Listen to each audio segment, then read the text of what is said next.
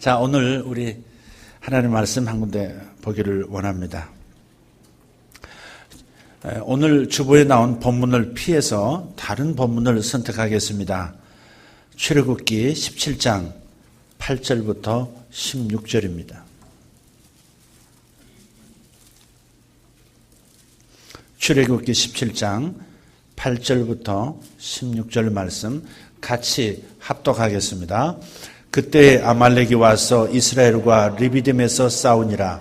모세가 여호수아에게 이르되 우리를 위하여 사람들을 택하여 나가서 아말렉과 싸우라. 내일 내가 하나님의 지팡이를 손에 잡고 산 꼭대기에 서리라.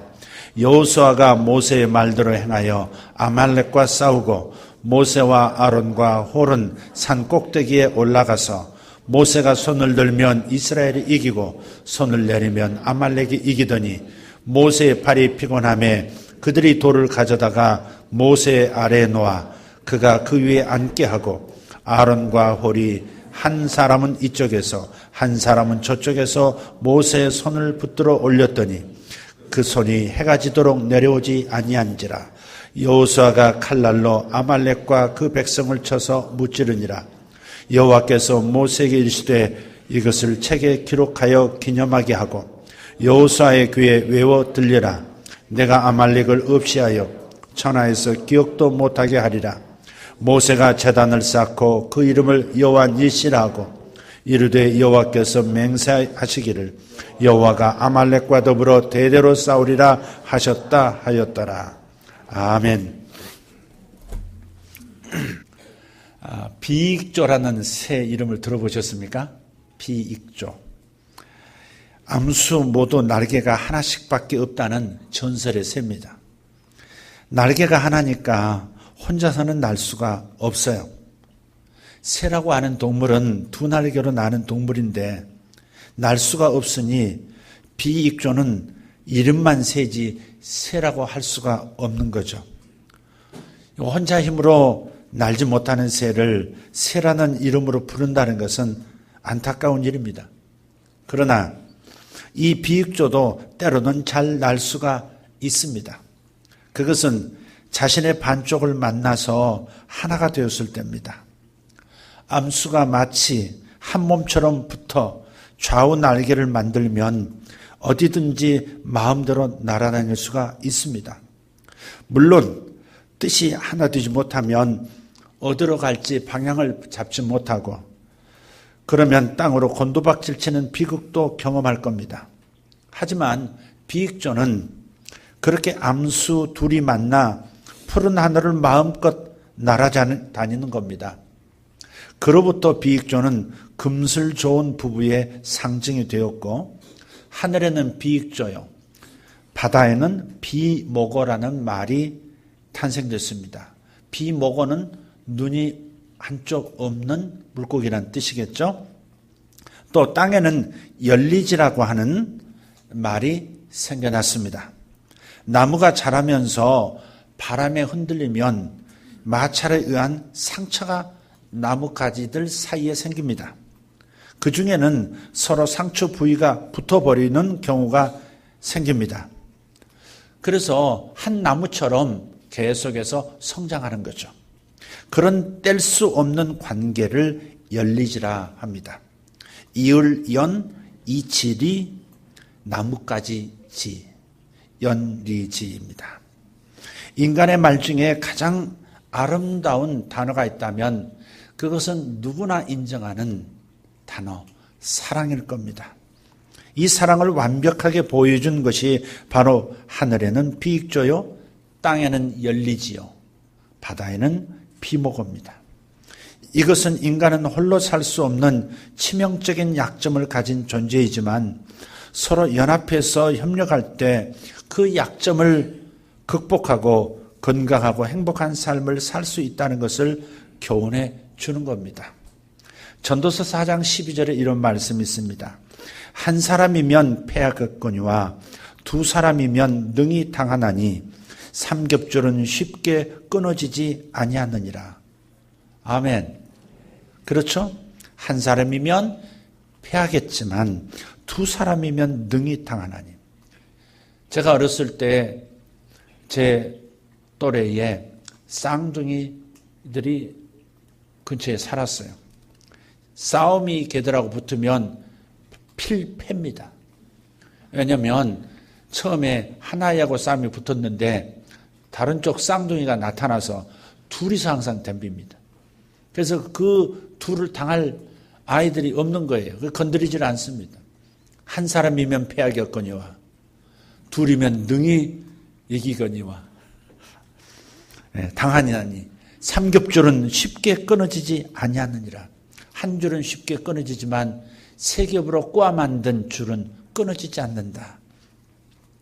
혼자서는 실패하기 쉽고 넘어지기 쉽고 무너지기 쉽지만 곁에서 함께 기도하고 걱정해주고 붙들어주고 격려해주고 용기를 주는 사람이 있으면 넉넉히 이길 수 있습니다. 그렇기 때문에 내가 치명적인 약점을 담당해 줘야 할 사람, 곧 한쪽 날개가 되어줘야 할 사람, 함께 기도하며 걱정해주고 붙들어주고 격려해주고 용기를 줘야 할 그 사람은 지금 여러분 곁에 있는 바로 그 사람이라는 것을 기억해야 합니다. 어제 탄천에 모처럼 산책을 나갈 기회가 있었습니다. 아내와 함께 탄천 쪽으로 내려가다가 걷기 시작하기 직전 바로 앞에 벤치에 앉아 계시는 지팡이를 든 할아버지 한 분을 뵀습니다. 걷는 것마저도 굉장히 어려우실 것 같은 그런 할아버지신데 혼자 벤치에 앉아 계시는 거예요. 그래서 제가 그 할아버지를 보면서 여보, 만약 당신이 곁에 없으면 저 연세의 나이가 되면 나도 저렇게 앉아 있겠지? 탄천가에? 그랬더니 제 아내가 아니 그러지 않을 것 같은데 당신은 틀림없이 방에 앉아서 돋보기 들고 책 읽고 있을 거예요. 옆 사람을 한번 보십시오. 혼자서는 결코 날 수 없는 비익조입니다. 혼자서는 결코 앞으로 헤쳐나갈 수 없는 비모고입니다. 그것은 저도 마찬가지입니다. 그러니 저나 여러분이나 서로 함께 협력해야만 합니다.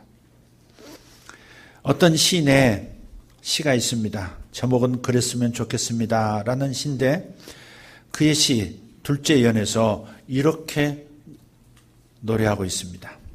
병풍처럼 바람을 막아주지만 바람을 막아주고는 그 자리에 늘 그대로 서 있는 나무처럼 늘 그대와 나도 그렇게 있으면 좋겠습니다. 바람을 막아주는 병풍처럼 서로에게 인생의 세찬 바람을 막아주는 방풍림 같은 존재, 어떤 비바람에도 넘어지지 않도록 붙들어주는 버팀목과 같은 존재가 되었으면 좋겠다 하는 그런 노래의 시입니다. 오늘 말씀을 듣는 우리도 이렇게 되었으면 좋겠어요. 서로 버팀목과 같은 사람, 서로 간에 버팀목이 되어줄 수 있는 사람, 그런 사람이 되었으면, 그런 성도들이 되었으면, 그런 교회가 되었으면 좋겠습니다. 물론 우리 인생의 영원한 버팀목은 예수님이시죠. 하지만 우리 예수 믿는 신자는 또한 서로에게 버팀목이 되어야 합니다. 비익주 이야기에서 보았듯이 누구의 도움도 받지 않고 홀로 설 수 있을 만큼 강하고 완벽한 그런 사람은 없습니다. 누군가 붙들어주고 도와주어야 살 수 있습니다. 그리고 이렇게 돕는 사람들을 통해서 영향력 있는 존재가, 세상을 바꾸는 존재가 되는 것입니다. 오늘 본문이 이것을 잘 보여줍니다. 본문은 이집트를 나온 이스라엘 백성들이 겪은 최초의 전쟁 이야기입니다. 홍해 이후 경험한 가장 힘든 시험이었습니다.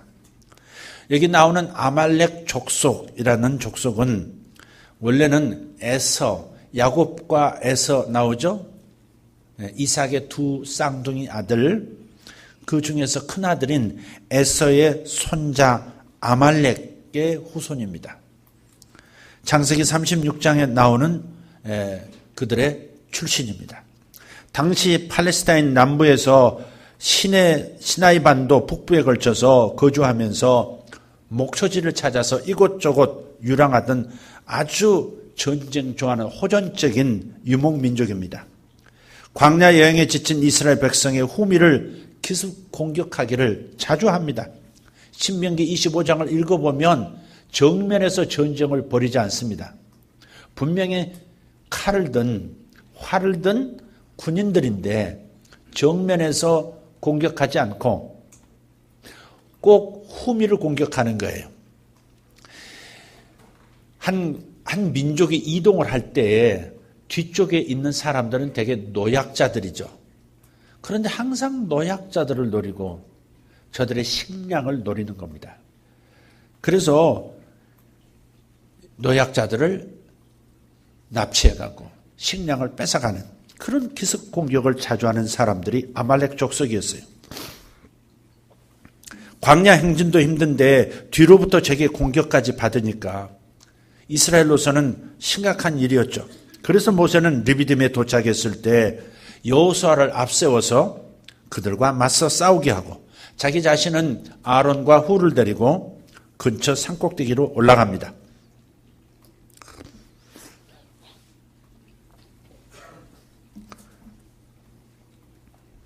전력상으로 이스라엘이 결코 이길 수 없는 싸움인 거죠.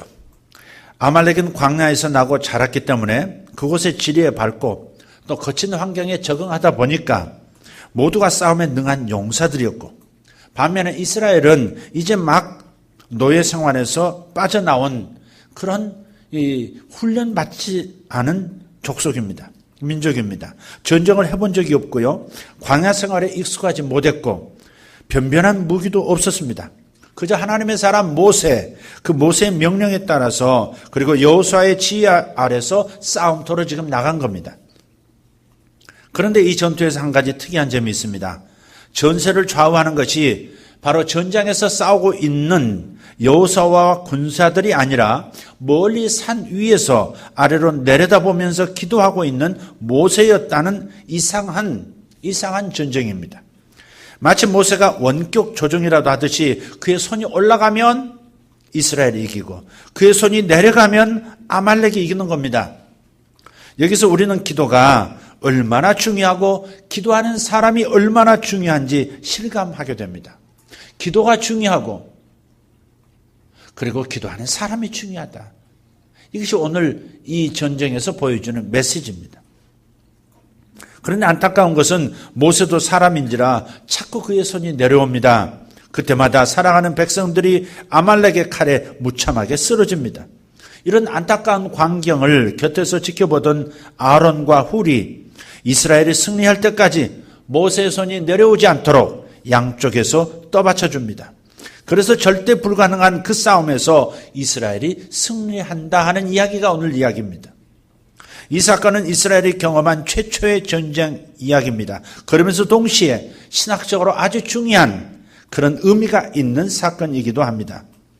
이것은 장차 광야를 성공적으로 건널 수 있는 비결을 미리 보여주는 사례입니다. 그 비결은 이것입니다.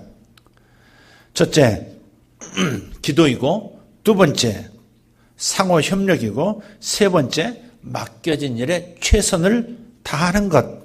이 세 가지입니다.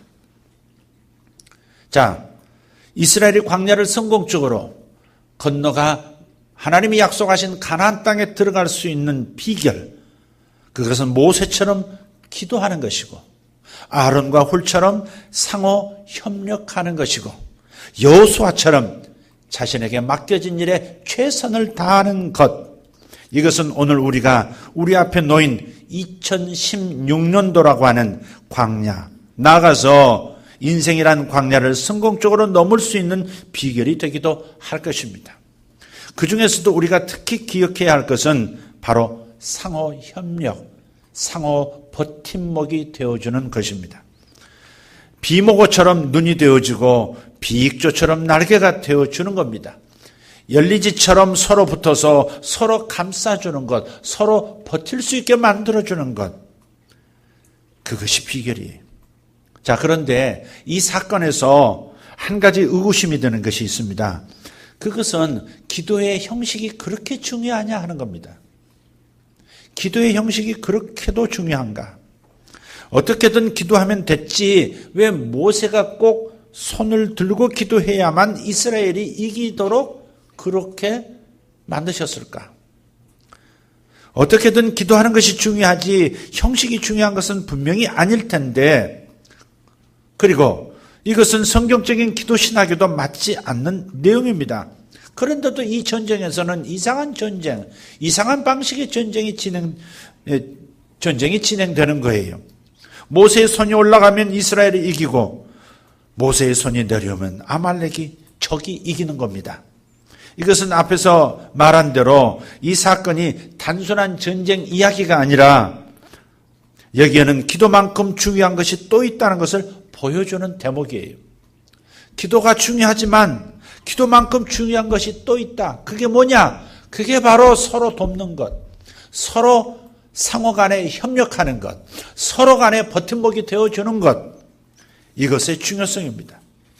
자신의 손이 올라가야 자기 백성이 이긴다는 것을 모세 자신이 누구보다도 잘 알고 있었습니다. 하나님께서 그러라고 하신 거거든요. 이번 전쟁은 네가 손을 들면 이긴다. 내리면 진다. 그 말씀에 따라서 손을 든 거예요. 그런데 그는 자꾸만 내려오는 손을 어쩔 수가 없는 겁니다. 이것은 기도의 사람, 능력의 사람, 모세로서도 어떻게 할 수 없는 일이었습니다.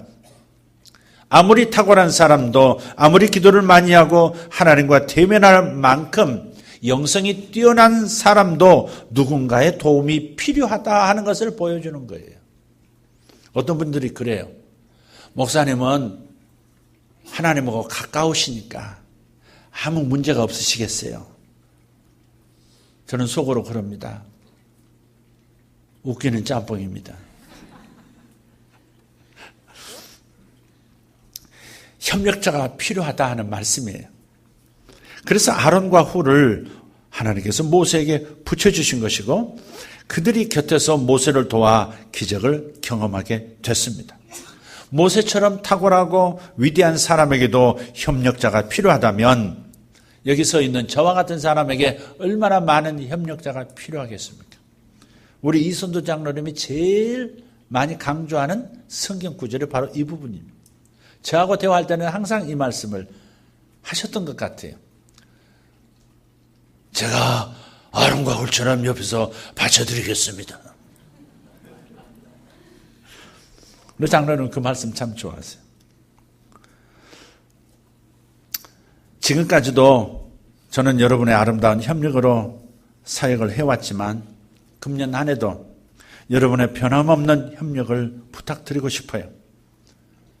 지쳐 넘어지지 않도록 그리고 올바로 갈 수 있도록 여러분이 저의 버팀목이 되어주시기를 간절한 마음으로 부탁드립니다.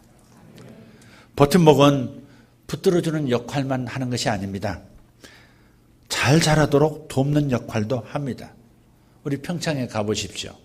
우리 평창 수양관에 가면 새로 나무들을 심은 어린 소나무들이 있어요.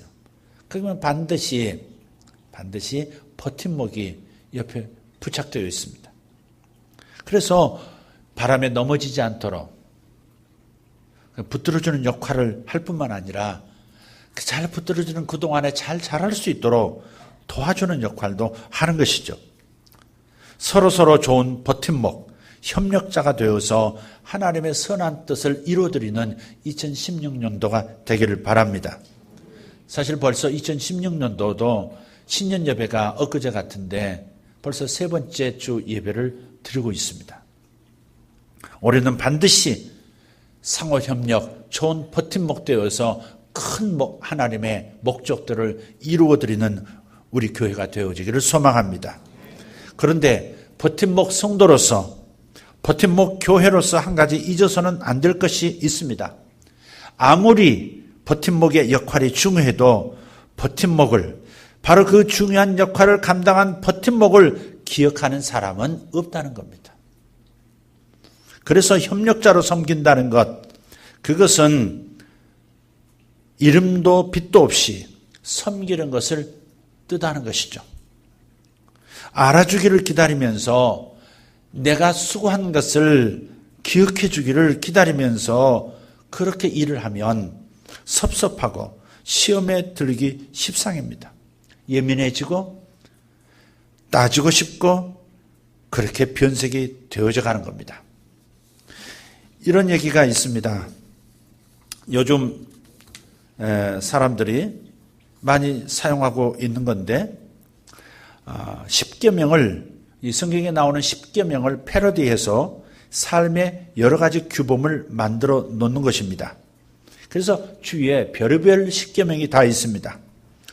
행복 십계명, 부부 십계명, 그것도 나눠져서 남편 십계명, 아내 십계명, 결혼 십계명, 시간관리 십계명, 다이어트 십계명, 로또 십계명, 투자 십계명, 수능 십계명, 뭐 그런 게 너무 많아요. 심지어 좀비 십계명도 있습니다. 좀비 십계명. 그 중에 눈에 띄는 게 하나 있어서 여러분에게 알려드립니다. 인생 숫자 십계명이라는 게 있습니다. 자, 일일이 따지지 말자. 여러분, 협력자가 되고 상호 돕는 자가 되는 아론과 훌 같은 그런 사람이 되려면 생각해 봐야 될 대목이 여기에 담겨 있어서 여러분에게 말씀드리는 거예요. 그래서 신앙 인생 숫자 10계명으로 읽어도 되겠어요. 다시 한번 말씀드릴게요. 1. 일일이 따지지 말자.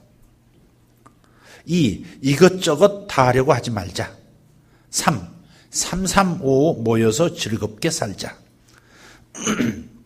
4. 사생결단하지 말자. 죽기 살기 하지 말자. 5. 오기 부리지 말자. 6. 육체적으로 건강하자. 7. 70% 성취에 만족하자. 안 그러면 스트레스 받아 일찍 죽는다. 그런 거예요. 8. 팔팔하게 살자. 9. 구차하게 변명하지 말자. 10. 10%는 이웃에게 베풀며 살자. 멋지지 않아요?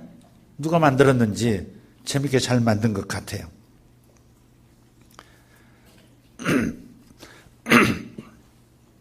자, 본문에 나오는 이 훌이라고 하는 인물이 바로 그런 사람입니다. 훌에 대한 기록은 본문 그리고 출애굽기 24장, 35장에만 나와요. 역사가 유세비우스에 의하면 이 훌이라는 사람은 모세와 아론의 누나인 미리암의 남편이라고 합니다. 근데 그의 이름이 빛남이에요. 빛난다. 빛남이에요. 훌, 빛남이라고 하는 그의 이름처럼 자신을 드러내지 않고 그저 모세를 빛나게 했던 사람이 훌입니다. 그저 묵묵히 나무를 붙들어주고 있는 버팀목처럼 이름도 빛도 없이 협력하면서 섬기는 삶을 살았던 사람이 훌입니다. 그리고 자신이 버팀목이 되어서 모세가 빛나도록 했던 자신의 삶에 대한 기억해줌, 알아줌, 이런 것들을 마음에서 훌훌 털어버리고 산 인물이 훌입니다. 그렇지만 이렇게 다른 사람을 빛나게 하는 사람은 반드시 갈라디아서 6장 7절의 말씀처럼 심는 대로 거두는 원리에 따라서 반드시 복을 받을 줄 믿습니다. 여러분, 사람에겐 내가 도움을 주었지만 사람의 사역을 뒤에서 돕고 이름도 빛도 없이 살았지만 사람은 나를 알아주지 않고 알아주기를 기대하지 않으며 심었지만 그러나 하나님은 지켜보셨고 하나님은 반드시 보상하시고 상을 주시는 분이라는 사실을 우리는 기억해야 합니다. 사람에게 받으려 하지 말고 하나님에게 받으려는 사람이 되십시오. 아멘. 하나님에게 받는 사람이 되십시오. 훌의 경우 그의 손자 브살렐이 그 복을 받았습니다. 35장 30절 이하에 보면 브살렐은 하나님이 임재하시는 성막 건축의 총감독이 됐습니다. 광야에서 성막을 만들어서 이스라엘 가운데 진중에 하나님이 임재하시도록 만들었던, 직접 모든 성막을 만드는 과정의 총책임자가 되었던 사람이 바로 훌의 손자 부살렐입니다. 남을 빛나게 했더니 자신도 자신의 자손도 빛나게 되었다는 말씀이죠. 말씀드렸습니다. 금년 벌써 세 번째 주가 됐습니다. 한 해 우리 모두 모세의 버팀목 훌처럼 서로 잘 붙들어주고 나아가서 잘되게 하는 그런 사람들이 되었으면 좋겠습니다. 다른 사람이 잘되는 것을 기뻐하고 박수 쳐주고 기꺼이 양보하고 그러면서 하나님께로부터 같은 복을 받기를 원하고 하나님께서 특별히 챙겨주시는 복을 기대할 수 있는 저와 여러분 되기를 바랍니다. 어떤 이의 글에 이런 내용이 나옵니다. 마지막 얘기로 여러분에게 한번 읽어드리고 싶습니다. 그대들에게 해를 선물하고 싶다. 마음에 깊이 간직하여 잘 사용하기 바란다. 자주 부르고 많이 말할수록 마음이 따뜻하고 행복해질 것이다. 삶이 아름답고 풍성해질 것이고 모든 관계가 더욱 두터워질 것이다. 주님의 은혜와 복을 부르는 소중한 마중물도 될 것이다. 그대들에게 해주고 싶은 해는 바로 이것이다. 사랑해, 좋아해, 미안해, 용서해, 감사해, 축복해, 그리고 함께해, 내가 필요해, 그래서 행복해. 바로 이 해를 그대들에게 선물한다. 참 재밌는 이야기입니다. 우리도 곁에서 삶의 버팀목이 되어준, 그리고 앞으로도 되어줄 소중한 가족들에게, 그리고 지체들에게 이 해를 선물하십시다. 함께 하겠습니다. 함께 하겠습니다. 당신에게 필요한 사람이 되겠습니다. 그래서 함께 행복하십시다. 여러분 부모님들에게 이렇게 말씀을 끝까지 함께하는 자식이 되겠습니다. 배우자에게 그렇게 말해야 합니다. 올해도 온 마음으로 함께 하겠습니다. 목회자에게 또 목회자가 성도들에게 올 한 해 온 마음을 다해서 함께 하겠습니다. 당신이 곁에 있든지 떨어져 있든지 기도 속에서 두 손 번쩍 들어 그대를 축복하는 함께하는 사람으로 서겠습니다. 우리 그렇게 다짐하면서 이렇게 2016년도 더 힘있게 박차를 가했으면 좋겠습니다. 기도하십시다. 하나님 감사합니다. 누구나가 다 모세가 되고 싶어 합니다. 빛나는 존재가 되기를 원합니다. 그러나 많은 사람들이 아론과 훌처럼 빛내주는 존재가 되는 것을 즐겨하지 않습니다.